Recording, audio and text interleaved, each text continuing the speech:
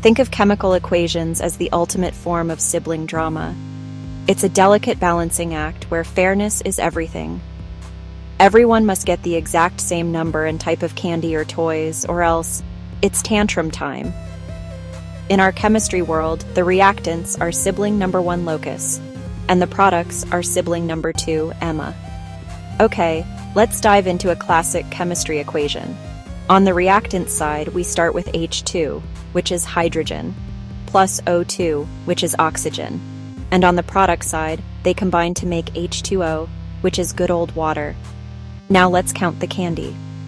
The left side sibling locus, our reactant, has 2 hydrogen lollipops and 2 oxygen Sour Patch candies. But wait, the right side sibling Emma, our product, only has 2 hydrogen lollipops and just 1 oxygen Sour Patch candy. That is totally unfair. Get ready for some terrible screams which could leave you with hearing loss for a good hour. But with the golden rule of balancing chemistry equations, we can avoid all that drama.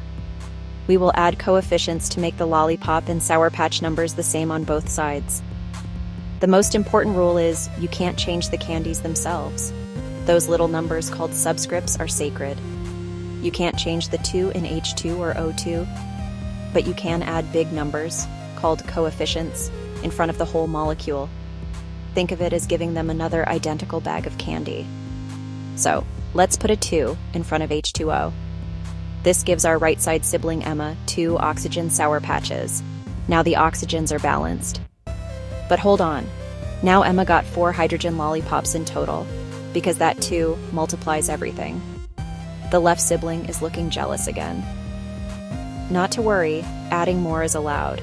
More lollipops or Sour Patches just means more smiles. So let's add a 2 in front of the H2 on the left to make hydrogen lollipop even. Boom, both sides match. 4 hydrogens and 2 oxygens for everyone. See? Coefficients fix the tantrum.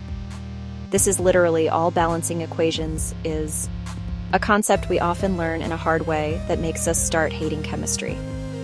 Let's try another one, the combustion of methane. That's CH4 plus O2 gives us CO2 and H2O. Let's say carbon is a chocolate bar. Left side, 1 chocolate bar, 4 lollipops, 2 Sour Patches. Right side, 1 chocolate bar, 2 lollipops, and 3 Sour Patches. 2 oxygen Sour Patch from CO2, and 1 oxygen Sour Patch from H2O. 2 plus 1 more 3. Oxygen Sour Patch.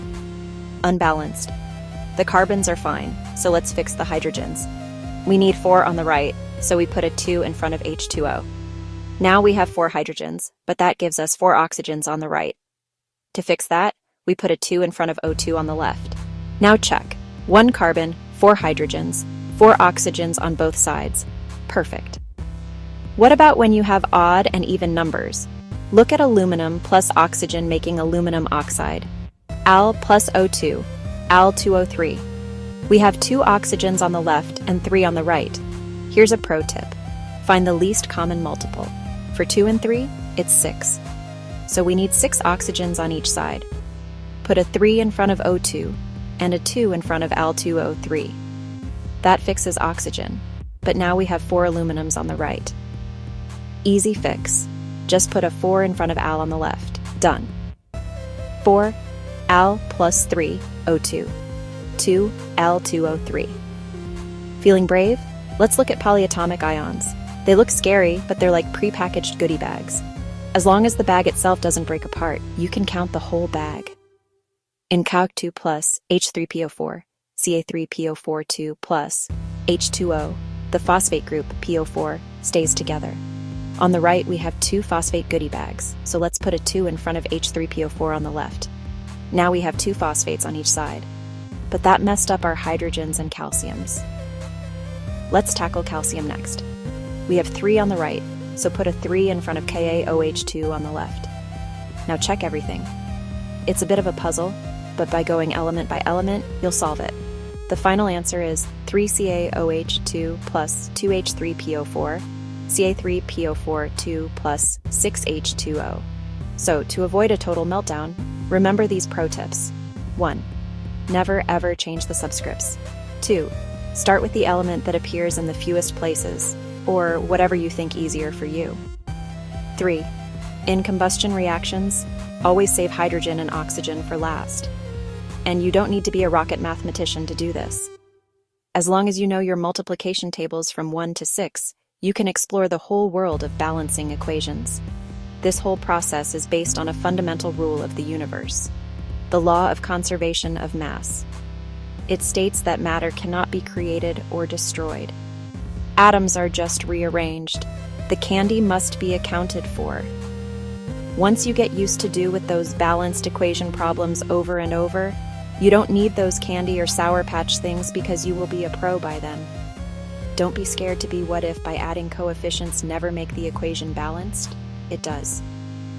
I was scared of those thinking when I handled those practice problems too. As long as night comes after days, somehow those equation gets balanced after few tries. So that's the secret. It's all about adding coefficients to make sure both sides match. Sometimes you have to go back and forth a few times, but as long as both siblings get the same number of candies, our lives are saved, and so is chemistry class. Happy balancing. No more chemistry nightmares.